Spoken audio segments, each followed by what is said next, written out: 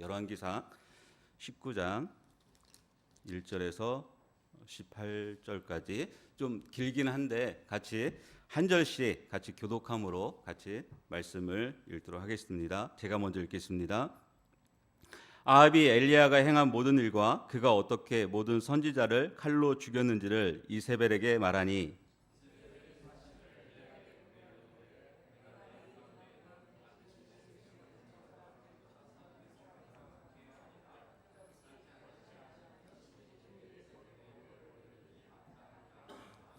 그가 이 형편을 보고 일어나 자기의 생명을 위해 도망하여 유다에 속한 브엘세바에 이르러 자기의 사환을 그곳에 머물게 하고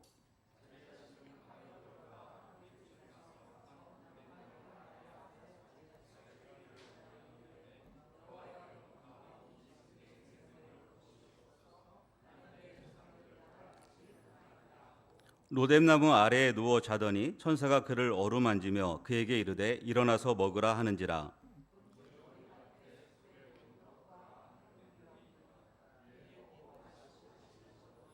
여호와의 천사가 또 다시 와서 어루만지며 이르되 일어나 먹으라 네가 갈 길을 다 가지 못할까 하노라 하는지라.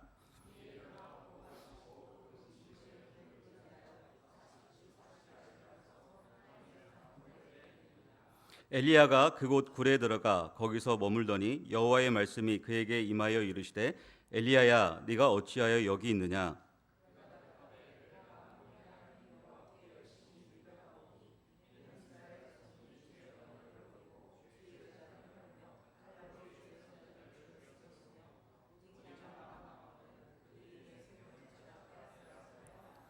여호와께서 이르시되 너는 나가서 여호와 앞에서 산에 서라 하시더니 여호와께서 지나가시는데 여호와 앞에 크고 강한 바람이 산을 가르고 바위를 부수나 바람 가운데 여호와께서 계시지 아니하며 바람 후에 지진이 있으나 지진 가운데서도 여호와께서 계시지 아니하며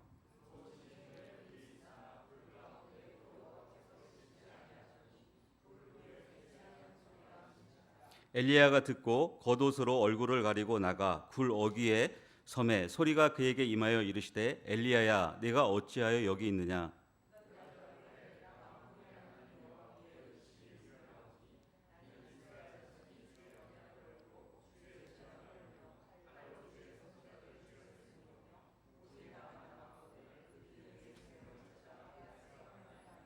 여호와께서 그에게 이르시되 너는 내 길을 돌이켜 광야를 통하여 다메섹에 가서 이르거든 하사엘에게 기름을 부어 아람의 왕이 되게 하고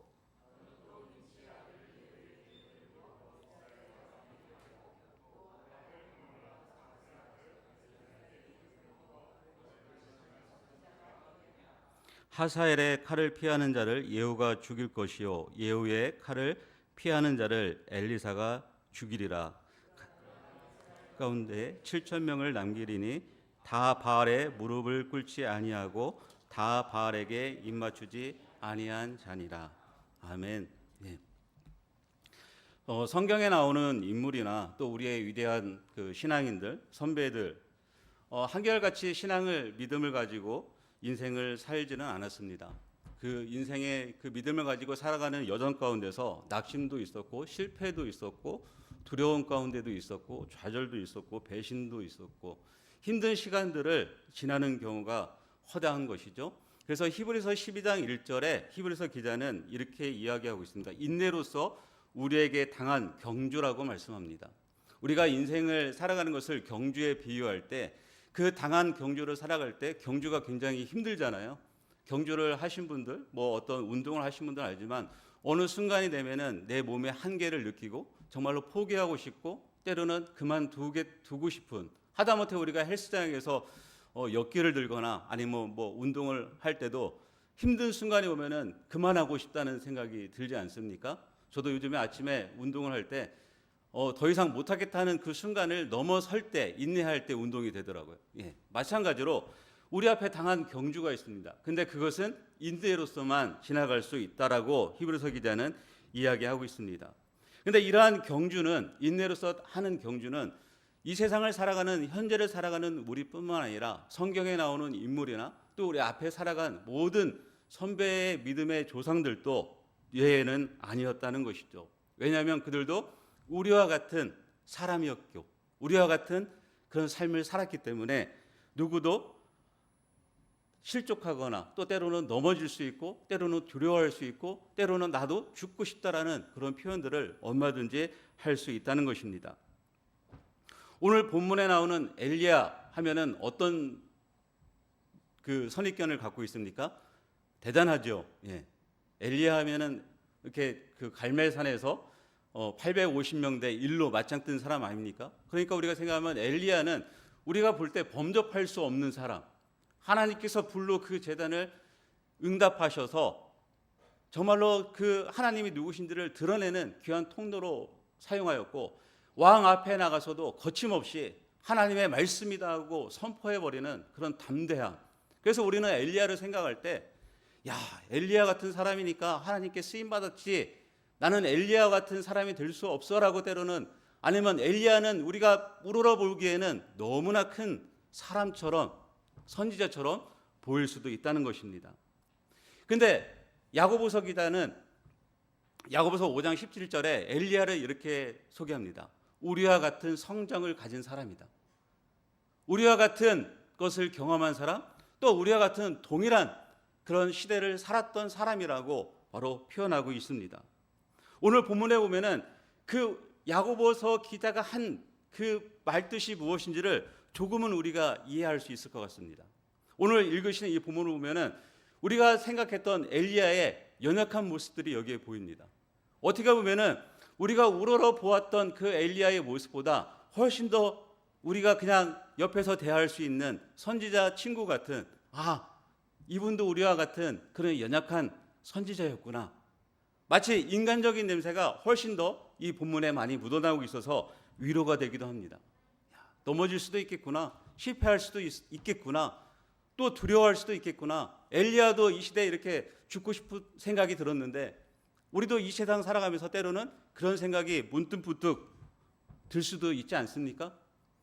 그 엘리야를 보면서 우리가 함께 이 말씀 속에서 그러면 엘리야는 이런 생각이 들었을 때 어떻게 극복을 했고 또 하나님께서 그 엘리야를 어떻게 사용해 가시는지 그 하나님의 열심이 어떻게 엘리야를 통해서 어떤 일들을 이루어 가시는지를 함께 나누면서 혹시 지금 이제 6월이고 7월이잖아요. 이때쯤 되면은 날씨도 덥고 또 때로는 이번 주 내내 이제 비도 오고 습하고 어떻습니까? 기운이 빠지죠. 예. 대부분 무엇인가 하고 싶지 않은 생각들이 많이 들거나 열심히 나지 않는 시기가 바로 이 7월, 8월인 것 같습니다.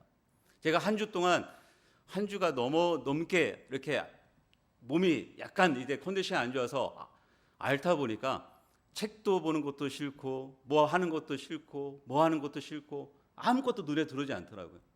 즉 7, 8월이라는 이 시간에 덥고 또 습기도 많고 또 만약에 거기에 몸까지 아프다 그러면 우리는 이 시간들을 어떻게 보내야 될지 오늘 이 말씀에서 조금이나마 그 말씀으로 우리가 다시 한번 일어서고 또 도전하고 또 하나님의 은혜 또 하나님께서 들려주시는 각자에게 들려주시는 그 음성이 있기를 원합니다.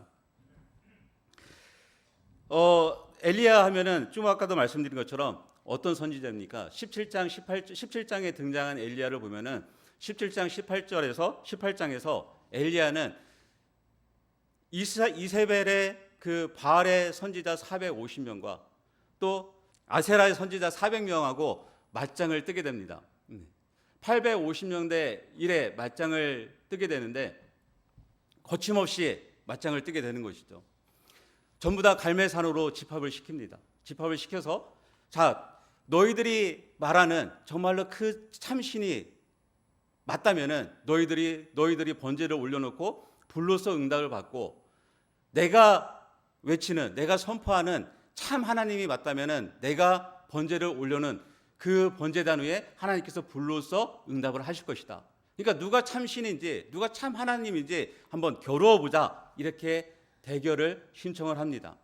그리고 이스라엘 백성들도 그곳에 함께 초청을 합니다. 왜 이스라엘 백성들을 초청했을까요? 그들이 하나님과 바알 사이에서 머뭇거리고 있으니까 정말로 하나님의 참신이 누구인지를 보여줌으로 통해서 이스라엘 백성들의 마음을 사실은 돌이키고자 한 것이죠. 회개의 자리로 이끌고자 한 측면도 있는 것이죠. 그래서 갈멜산의 집합에서 거기서 대결을 합니다. 결국은 누가 승리합니까? 우리가 잘 알고 있는 내용처럼 바로 엘리야가 불로써 응답을 받게 되고, 그리고 거기에 모였던 바알 선지자와 아세라 선지자 850명은 기손 시냇가에서 전부 다 죽임을 당하게 됩니다. 이쯤 되면은 사실은 이스라엘 백성도 정말로 그들이 외친 것처럼 참 하나님이 여호와 하나님이라고 그들이 선포했던 것처럼 당장 돌아서면 좋겠지만, 그 오늘의 19장의 말씀을 내용을 보면은 돌아서지 않았던 것을 우리는 볼 수 있습니다. 19장 1절에서 아합도 이 현장에 있었죠. 이세벨은 없었던 것 같습니다. 그래서 아합이 자기의 왕비 아내에게 그 일들을 낱낱이 고합니다. 1절에 써있죠. 아합이 엘리야가 행한 모든 일과 그가 어떻게 모든 선지자를 칼로 죽였는지를 이세벨에게 바로 말하더니, 이렇게 말하고 있습니다. 아합은 분명히 그 갈멜산에서 하나님께서 어떻게 불로써 응답하셨는지, 그리고 그 선지자들이 자기의 이세벨의 그 떡 고물을 먹고 있었던 그 선지자들이 어떻게 죽임을 당하는지 생생하게 경험한 사람입니다. 그럼에도 여전히 그는 마음의 완악함으로 자기의 아내에게 거기서 어떤 일이 일어났는지 보다도 바로 850명이 어떻게 죽임을 당한지를 소개함을 통해서 이세벨의 마음을 자극하는 것이죠. 당신의 수하였던, 당신이 부리던 850명이 모두 칼로 죽임을 당했다. 그러면 이 말을 듣고 사실 좋아할 사람이 어디 있겠습니까? 그래서 이세벨이 노를 내는 거죠. 분노가 치밀어 오르는 것이죠. 그게 2절의 말씀인 것입니다. 이세벨이 사신을 엘리야에게 보내어 이르되 내가 내일 이맘때에는 반드시 내 생명을 저 사람들 중 한 사람의 생명과 같게 하리라. 그렇게 하지 않으면 신들이 내게 벌 위에 벌을 내림이 마땅한지라. 분노가 가득한 이세벨이었음에도 불구하고 이세벨이 누구를 보냅니까? 사신을 보냅니다. 근데 여기서 의아하지 않습니까? 분명히 여기서 얼마든지 자기가 분노가 올라오고 만약에 엘리야를 죽이겠다고 죽일 마음이 있었으면은 누구를 보내면 됩니까? 군대, 자기가 거느린 군대나 또 자기가 거느린 자객을 보내면 됩니다. 군대나 자객을 보내서 단숨에 그 엘리야가 있는 곳을 가서 엘리야를 죽이면 되는데 굳이 왜 사신을 보냈을까요? 바로 아합이 해준 말을 듣고 엘리야가 그런 갈멜산에서 행했던 일들 듣고 이세벨의 마음 가운데도 여전히 두려운 마음이 있는 것이죠. 엘리야를 두려워하는 마음이 있다는 것입니다. 그래서 엘리야를 두려워하는 마음이 있기 때문에 엘리야에게 사신을 보내서 엘리야가 굴복하거나 자기에게 와서 잘못했다고 용서를 빌거나 아니면 엘리야 스스로 도망가기를 원했던 것이죠. 바로 그러한 의도가 엘리야에게는 이세벨에게 더 다분한 의도가 많았습니다. 오늘날 사는 세상도 동일하지 않습니까? 세상은 하나님의 기적, 하나님의 역사, 하나님의 일하심을 사실은 압니다. 이 세상의 역사를 쭉 보고 왔을 때 하나님께서 이 세상을 어떻게 통치하고 계시는지 사실은 그들도 어느 정도는 인지하고 있습니다. 그렇지만 그들이 하나님의 역사, 하나님의 기적, 하나님이 행하시는 일들을 보고도 그들은 마음이 완악한 거죠. 마치 애굽에 있는 바로의 왕처럼 10가지 재앙을 보면서도 그 마음이 돌이키지 않는다는 것이죠. 그래서 세상은 그 하나님의 계심을 어떻게 보면 인지하면서도 끊임없이 우리에게 사신을 보냅니다. 협박을 하는 것이죠. 너가 믿음을 갖고 있으면 너는 이렇게 될 거야. 네가 계속 너의 하나님 주 예수 그리스도를 믿으면 너희 삶 가운데 아니면 너희 직장 생활 가운데 너희 사업 가운데 너희 인간관계 가운데 너는 이러한 불이익을 받게 될 거야. 때로는 너의 생명도 장담할 수 없어라고 계속 협박해오고 그 다음에 우리한테 메시지를 던져주고 있는 것이죠. 때로는 팬덤 문화를 일으켜서 기독교를 적대시하는 것이죠. 다른 사람들은 다 찬성하는데 왜 너희는 왜 반대해? 그게 요즘 말하는 차별금지법도 하나의 그런 이유이지 않습니까? 세상 사람들은 다 좋다는데 왜 기독교 너희들은 왜 반대하고 있어? 세상은 계속 우리한테 사신을 보내고 계속 협박을 합니다. 그럴 때 우리는 어떻게 할 것인가? 그들에게 그러면 동일하게 불로서 심판으로서 그들에게 다시 한번 강력한 경고를 한다면은 그들이 깨우치고 그들이 돌아설까요? 돌아서지 않습니다. 그런 방법으로는 오늘 엘리야가 그 앞장에서 행했던 것처럼 결코 그들은 그러한 방법으로 돌아서지 않음을 우리는 알 수 있습니다. 심지어 하나님을 믿는 이스라엘 백성들조차도 여전히 바알을 섬기는 것에 몰두하고 있는 것이죠. 그런데 이런 엘리야의 협박을 이세벨의 협박을 듣고 반응한 엘리야의 모습이 좀 더 충격적입니다.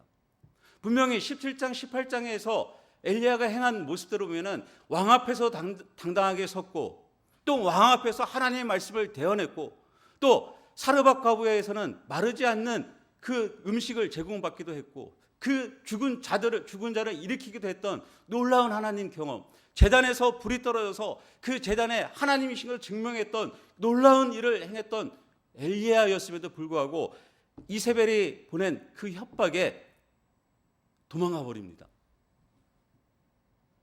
이해가 되지 않습니까? 예. 분명히 이 정도 엘리야의 배짱이라면은 이세벨이 보낸 사신들 또는 이세벨한테 이렇게 통보할 수도 있겠죠.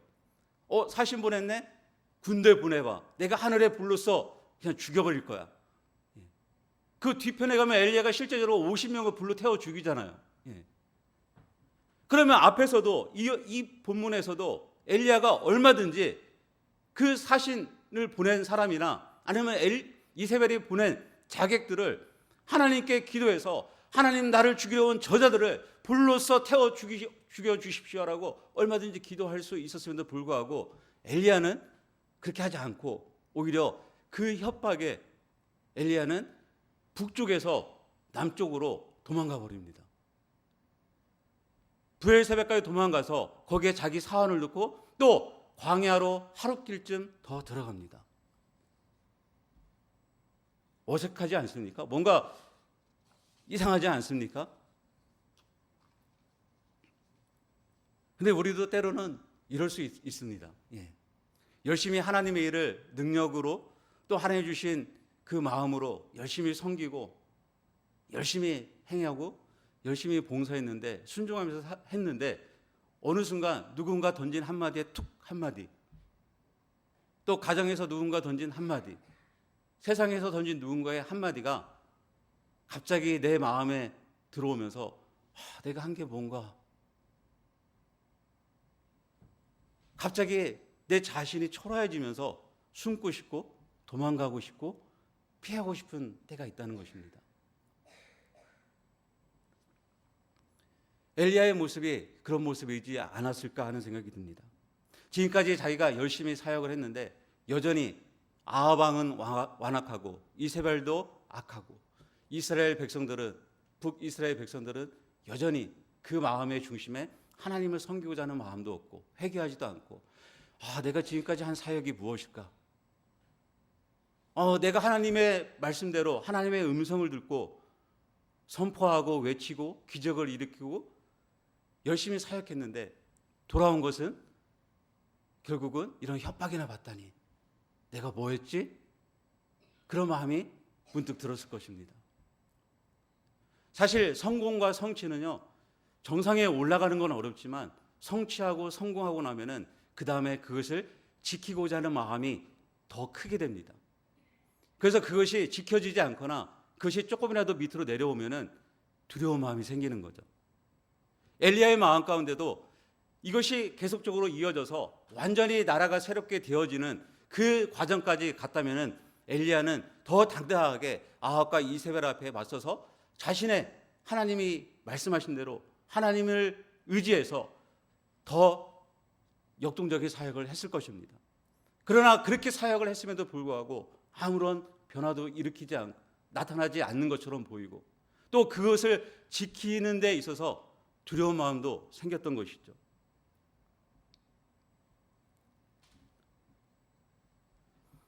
또 한 가지는 큰 성취를 거두게 되면은 마치 자기 능력이 내가 한 것처럼 부풀려질 수 있다는 겁니다. 이 성공이라는 게 무서운 것이 그 과정까지 갈 때는 하나님께서 나에게 힘과 지혜와 능력과 사랑을 붙여주시고 물질을 주셔서 내가 그 과정까지 갔다고 생각하는데, 정상에 어느 정도 궤도에 올라가면은 그때는 내가 한 것처럼, 내가 이룬 것처럼 내 스스로 내가 한 능력을 과대평가할 수 있다는 겁니다. 그래서 그 결과를 지키지 못하면 삶에 대한 자신감을 그때부터 잊어버리게 된다는 것이죠. 그래서 오늘 본문의 10절하고 14절 보면은 엘리야가 그 뒤로 어떤 고백을 하냐면은 이런 말을 씁니다. 내가 오직 나만 내 생명. 중심이 누구로 옮겨갔습니까? 하나님에게서 오직 나 자신에게로 중심이 옮겨가는 것이죠. 오직 나만, 내가 내 생명을 위해서. 그래서 내 자신이 무너지면은 다 무너질 것 같은 두려움. 내가 이 자리를 지키지 않으면은 다른 사람이 대체할 수 없을 것만 같은 그런 불안함, 그런 것들이 밀려오니까 두려움이 생기는 겁니다. 바로 하나님과 하나님의 시선과 엘리야의 시선이 바로 다른 것이죠. 마태복음 14장에 베드로도 동일하지 않습니까? 주님이 명한 대로 무리를 걷습니다. 근데 무리를 걷다 보니까 갑자기 바람을 보게 됩니다. 바람이 보입니까? 안 보입니까? 바람은 보이지 않습니다. 느끼는 거죠. 우리가 바람이 분다는 것은 바람이 보이는 것이 아니라 바람을 느끼는 거죠. 바람이 불고 있구나라는 느낌을 갖게 됩니다. 그럼 베드로가 느낀 건 뭡니까? 아, 내가 계속 걸어갈 수 있을까? 두려움이 생기는 거죠. 내가 걸어가다가 빠지면 어떻게 되지? 무리를 걷다가 발을 잘못 디디면 어떻게 되지? 빠질 것 같은 그런 생각이 드는 겁니다. 그러니까 물에 빠지지 않습니까? 우리가 하나님의 시선에서 나 중심적인 시선, 내 생각에 사로잡히게 되면은, 내 중심으로 들어오게 되면은 하나님의 시선과 어긋나게 되고, 그 순간 그 두려움이 나를 온습해서 나를 침체에, 침륜에 빠지게 되는 것입니다. 우리가 어떤 교회에서 직분을 감당하고 또 사역을 감당하고 내가 어떤 일에 쓰임 받을 때, 하나님 앞에 가정에서든 내 사업장이든 직장에서 쓰임 받을 때 바로 이러한 일들이 얼마든지 일어날 수 있다는 겁니다. 그때 내가 지키지 못함으로 인해서, 또한 내가 내 중심적으로 하나님이 아닌 나를 보기 시작할 때, 그때 영적인 침체가 올 수 있고, 그때 내 안에 두려움이 올 수 있고, 실패와 좌절이 몰려올 수 있다는 것입니다. 그래서 그때가 되면은 하나님의 말씀보다 세상의 소리가 점점점 커지게 되는 것이죠. 세상의 소리가 점점점 커지게 되면은 어떻게 되고 싶습니까? 숨고 싶습니다. 내 안에 두려움이 커지고, 내가 실패했다고 생각하고, 내가 한 일이 보람 없다고 생각하면은, 그리고 남들이 내가 한 사역에 대해서, 일에 대해서 인정해 주지 않으면은 그 다음부터는 도피하고 싶고, 그 다음에는 숨고 싶은 마음들이 생기게 됩니다. 엘리야도 그런 마음, 내가 지키지 못하고 내가 사역을 했는데 그들은 변화되지 않고, 그런 마음이 엘리야의 마음 가운데 들어오자 그는 도망갈 수밖에 없었다는 것이죠. 그런 두려움이 있기 때문에. 그래서 그는 광야로, 바로 북쪽에서 그 먼 거리 150km나 되는 유다까지 와서 또 광야로 하룻길을 더 들어가게 됩니다. 여기서 우리가 한 가지 기억할 것은, 내가 이룬 것에 대해서 미련을 두지 말라는 겁니다. 성공하고 성취한 것에 거기에 미련을 두지 말라는 겁니다. 거기까지 했으면은 거기까지 한 것이 나의 분량이고, 그 다음에 일들은 하나님께 맡겨드리면 되는 것입니다. 내가 모든 것을 책임지고, 내가 모든 것을 해야 되고, 내가 모든 것을 끌어안아야겠다는 그런 마음이 나를 더 얽매게 하고 더 두렵게 하는 것이죠. 나를 하나님의 말씀에 더 나가게 하는 것이 아니라 내 스스로 그것들을 해석하고, 내 스스로 그것들을 오히려 내 경험으로 그것들을 바라보게 된다는 겁니다. 따라서 내가 이룬 것들에 대해서 미련을 갖지 마시기 바랍니다. 이룬 것들은 이룬 것입니다. 우리가 봐야 될 것은 앞으로 더 나가야 될 그 경주입니다. 한 발자국 더 나가는 그 경주에 우리의 믿음의 발걸음을 떼는 저와 여러분이 되기를 주님으로 축복합니다. 두 번째는, 은혜라는 것은 항상 외부에서 공급된다는 겁니다. 엘리야가 도망와서 바로 로뎀나무에서 자고 있을 때 하나님께서는 엘리야에게 천사를 보내서 떡과 물을 공급하십니다. 하나님께서는 깊은 침체에 빠진 엘리야를 회복시키기 위해서 천사를 보내신 것이죠. 천사를 보낸 목적은 엘리야가 먹고 기운을 내기 위함입니다. 6절 한번 보시겠습니다. 본즉 머리맡에 숯불에 구운 떡과 한 병 물이 있더라. 이에 먹고 마시고 다시 누웠더니, 또 그 뒤에도 천사가 준 것을 먹고 다시 누웠을 때 천사가 다시 일으켜서 또 먹으라고 합니다. 요한복음 21장에서도 제자들이 예수님이 죽은 이후에 그들은 예수님이 죽었다는 그 상실감에 빠져서 그들은 뿔뿔이 흩어지고 자신의 고향으로 갑니다. 그래서 디베라 호숫가에서 그들은 물고기를 잡게 됩니다. 그들이 예수님이 죽음 이후에 자신의 고향에 왔을 때 마음이 편했을까요? 결코 편하지 않았을 겁니다. 실패감도 있었을 거고 자신들이 예수님을 따랐는데 이게 뭐지라는 허탈감도 있었을 것입니다. 그리고 그 주변의 사람들이 볼 때는 3년 반 동안 너 예수님 따라다녔는데 너희들 꼬락서기가 뭐냐 라는 비아냥도 있었을 것입니다.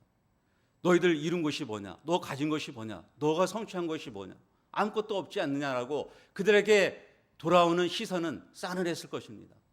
설사 그들이 바닷가에 나가서 고기를 잡았다 한들, 많이 잡았다 한들 그들의 마음, 제자들의 마음이 편했을까요? 결코 편하지 않았던 것이죠. 그런 제자들의 마음을 아시고 주님은 그 제자들을 어디에 초대합니까? 식탁의 자리로 초대합니다.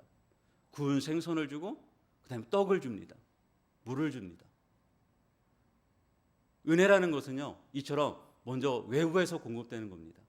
내부에서 내 스스로 탈진하고 내 스스로 일어날 수 없고 내가 깊은 침체에 있을 때, 내 스스로 헤매고 있을 때 누군가가 공급해 줘야만이 내가 다시 일어날 수 있다는 겁니다. 그게 하나님께서 우리에게 천사를 보내시고 때로는 성령을 통해서 일하시고 때로는 우리 주변의 성도들을 통해서 내가 알지 못하는 다른 사람들을 통해서 바로 그 일을 행하시는 것이죠. 그렇다고 해서 하나님이 지금 엘리야를 너 왜 여기 왔어? 왜 누워있어? 하고 꾸짖지 아니하시고 먼저 하나님께서는 충분히 엘리야가 회복할 수 있도록 그에게 먹을 것을 제공한다는 점입니다. 혹시 우리 주변의 성도들 가운데 힘든 과정을 겪고 있다면, 또 내 스스로가 힘든 과정을 겪고 있다면 먼저 우리의 몸이 회복되어야 됩니다. 그분들이 회복될 수 있도록 우리가 여러 가지 물질이 됐던 아니면 기도가 됐던 아니면 밥을 사주시건 아니면 그가 힘을 낼 수 있는 여러 방편으로 함께 도와야 될 줄 믿습니다. 먼저 그가 실패했던, 그가 좌절했던, 그가 어떤 일을 잘못했던 그 잘못을 묻고 그에게 정죄하기보다는 그가 다시 그 힘을 내서 자신을 돌아볼 수 있는 그 시간들을 반드시 주어야 된다는 것이죠. 우리는 어떤 일에 대해서 실패했을 때 너무 쉽게 그 실패에 대해서 한 사람을 정죄하고 그 실패에 대해서 비난할 수 있습니다. 그러나 그게 중요한 게 아니라 먼저 그 사람에게 우리가 따뜻한 시선을 주는 것이 우선순위일 줄 믿습니다. 먼저 따뜻한 시선과 따뜻한 말, 따뜻한 것을 공급해 주는 것이죠. 먼저 기운을 내고 먼저 힘을 북돋아주고 그 기운과 힘을 북돋은 다음에 그가 자기 스스로를 돌볼 수 있는, 내가 왜 여기에 있는지를 돌볼 수 있는 그 마음이 들 수 있도록 우리가 격려해 주어야 된다는 것입니다. 아무것도 조달할 수 없는 그 황량한 광야에 하나님께서 천사를 보내주셔서 바로 엘리야를 일으켜 세운 것처럼 우리 주변에 우리 성도들 가운데 또 내가 알고 있는 같은 동료 중에 혹시 힘에 겨워서 혹시 지금 지치고 넘어진 분이 있다면 여러분이 그 통로가 되었으면 좋겠습니다. 여러분이 천사가 됐으면 좋겠습니다. 여러분이 그 역할을 감당하는 통로가 되었으면 좋겠습니다. 때로는 지금 현재 저와 여러분이 그렇다면 누군가가 하나님이 보내주신 사람을 통해서 다시 힘을 얻는 시간이 되기를 주님으로 축원합니다.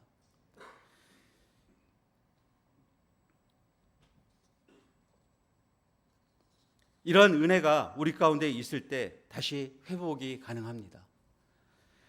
그래서 그 천사가 보내준 떡과 물을 마시고 기력을 회복한 엘리야는 40주 40야를 걸어서 하나님의 산 호렙에 이르게 됩니다. 신의 산에 이르게 되는 것이죠. 그런데 그 신의 산에 이르렀을 때 하나님으로부터 엘리야는 뜻밖의 질문을 받게 됩니다. 하나님께서 분명히 엘리야를 충분히 먹이시고 기력을 회복하게 한 다음 엘리야가 하나님의 신의 산까지 40주 40야를 걸어서 거기까지 오게 하신 다음에 하나님께서 거기에 있는 엘리야에게 말씀하십니다. 근데 말씀이 사실 좀 더 황당합니다. 한번 보실까요? 우리 9절 말씀 한번 같이 읽겠습니다. 시작. 엘리야가 그곳 굴에 들어가 거기서 머물더니 여호와의 말씀이 그에게 임하여 이르시되 엘리야야 내가 어찌하여 여기 있느냐. 예. 하나님께서는 처음에는 아무 말씀도 안 하셨습니다. 예, 먹이셨습니다. 근데 지금 엘리야가 호렙산에 와서 굴에 있을 때 하나님께서 말씀하십니다. 뭐라고 말씀하시냐면 네가 어찌하여 여기 있느냐라고 말씀합니다. 어찌하여 네가 여기 있느냐. 황당하지 않습니까? 엘리야가 네가 있어야 할 자리는 여기가 아니라는 것이죠. 예. 네가 있어야 할 자리는 여기가 아니라는 겁니다. 그러면 엘리야가 지금 있는 자리는 분명히 엘리야가 도망쳐온 자리는 엘리야가 지금 하나님의 말씀을 듣고 온 것이 아니라 자신의 생각으로 일방적으로 온 자리라는 겁니다.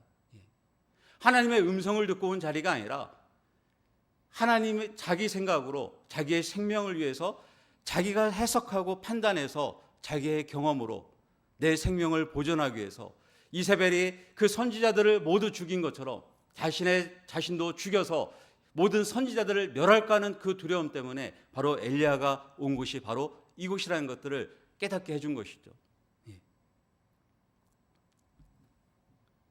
그러면서 엘리야가 하나님이 어떤 분이신지, 하나님이 어느 곳에 계신지를, 그리고 네가 있어야 할 곳이 어느 곳인지를 하나님이 분명하게 엘리야한테 말씀하십니다.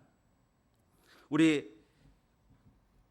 11절부터 12절까지 같이 한번 읽겠습니다.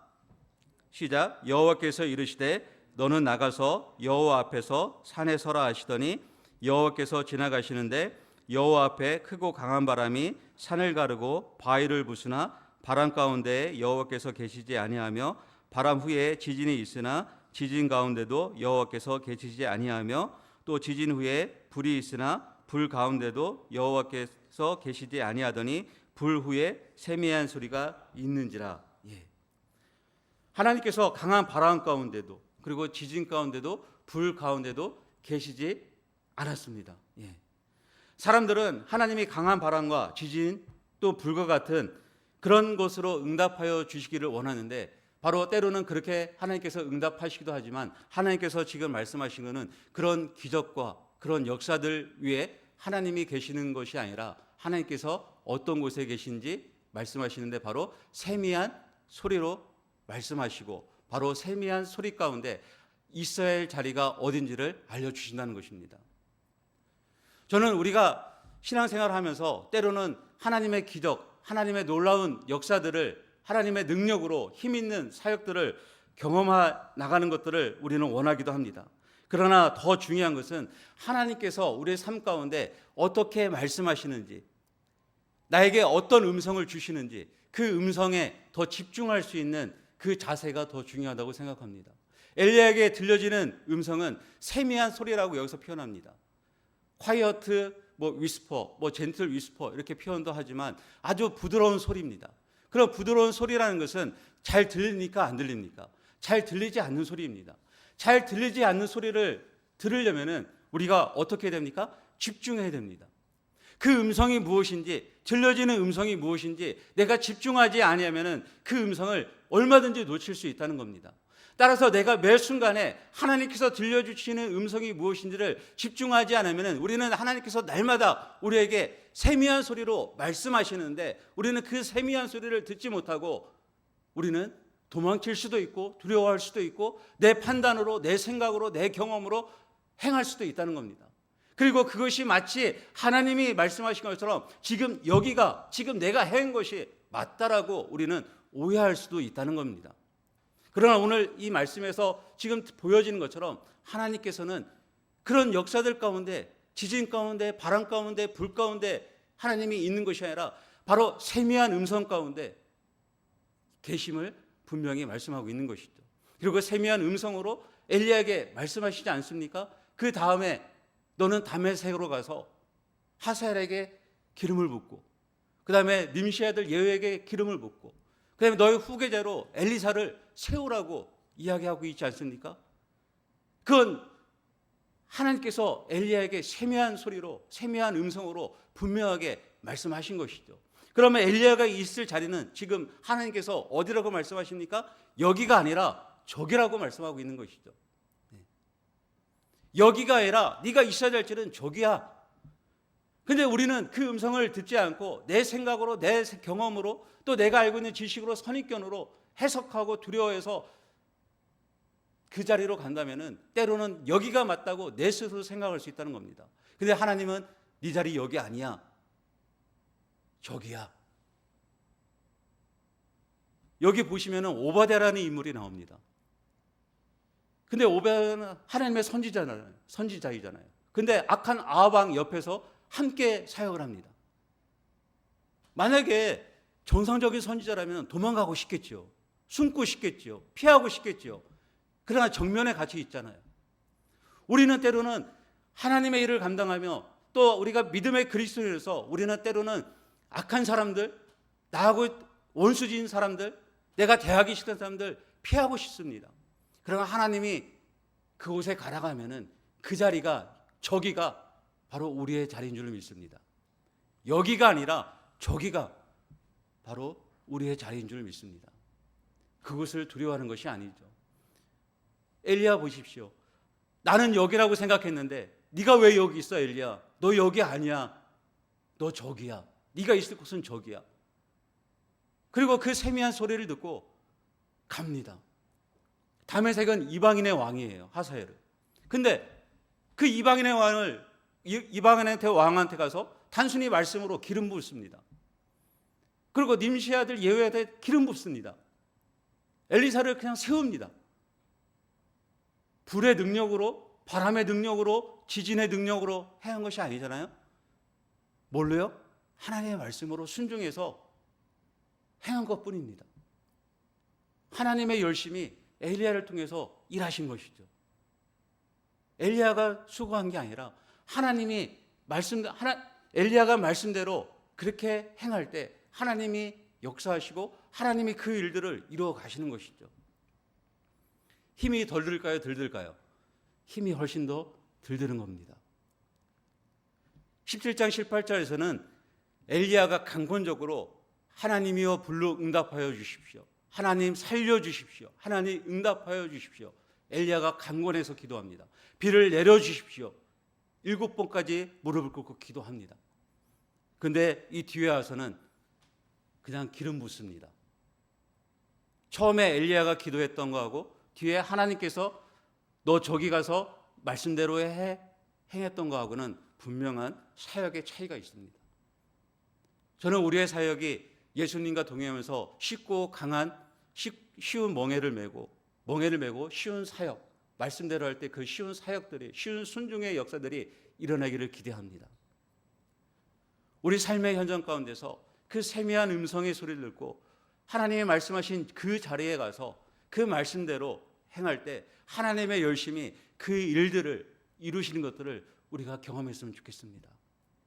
하나님께서는 엘리야의 마음 가운데서는 불로써 정말 갈멜산에서 모든 것들을 새롭게 하고 싶었던 엘리야의 마음도 이해하지만 하나님께서는 하사엘을 통해서, 예후를 통해서, 그리고 엘리사를 통해서 계속적으로 이스라엘 백성 가운데, 그 나라 가운데 기회를 주시는 것이죠.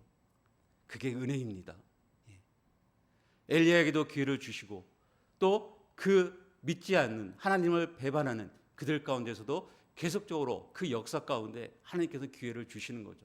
그 하나님의 열심으로 그 한 사람이라도 하나님께 돌아오기를 기대하는 마음으로 그 역사를 하나님께서 이끌고 가시는 것이죠. 내가 기도하고, 내가 사역하고, 내가 순종하고, 내가 열심히 섬겼던 것, 당장 어떤 결과가 뒤집혀서 변혁이 일어나지 않는다 할지라도 이 나라가, 또는 우리 이 열방이, 또 우리의 교회들이 내가 전도하는 전도 대상자들이 내가 바람대로 단번에 변화돼서 바뀌었으면 좋겠지만 그 역사가 일어나지 않는다 할지라도 내가 그 명하신 자리에서 하나님의 말씀대로 순종해서 그 사역들을 감당할 때 그 하나님의 열심이 분명한 새로운 역사들을 이루게 될 줄을 믿습니다. 그게 지금까지 하나님의 역사이고 또 앞으로 일어날 역사인 줄로 믿습니다. 저는 엘리야의 모습을 보면서 올 이 7, 8월에 먼저는 우리의 영혼육이 더 강건하게 새롭게 회복되는 우리 교회 성도들이 되었으면 좋겠습니다. 7, 8월에 육적으로도 많이 기력을 회복하시고 또 영적으로도 또 8월 15일 날 우리가 그 교회에서 혹시 계획된 수련회가 있다면 같이 참석해서 우리의 영이 새롭게 일어나서 그 세미한 소리를 듣는 그 시간들을 가짐을 통해서 우리가 9, 10, 11, 12 남은 이 하반기를 역동적으로 하나님이 말씀하신 그 자리에서 저기에서 하나님의 일을 성취하는 저와 여러분이 되기를 주님으로 축원합니다. 그런 우리 공동체가 되기를 주님으로 축원합니다. 아멘.